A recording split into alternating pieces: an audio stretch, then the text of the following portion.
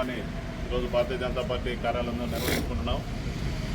ఏదైతే మన దేశాన్ని బ్రిటిష్ వారు పరిపాలించి వాళ్ళ బానిస సంఖ్యల నుంచి ఆగస్టు 15వ తేదీన మనకు వాళ్ళు అర్ధరాత్రిన స్వతంత్రం ఇచ్చి వాళ్ళు పరారై వెళ్ళిపోవడం జరిగింది. ఆ తరువాత 5 నెలల పాటు మనం ఒక ఆలోచన చేసి మన పరిపాలనని మన రాజ్యాంగాన్ని మనం రచించుకొని దానిని ఈరోజు ప్రారంభించుకొని దానిని గణతంత్ర దినోత్సవంగా జనవరి 26వ తేదీ గణతంత్ర దినోత్సవంగా మనం నిర్వహించుకోవడం జరుగుతుంది.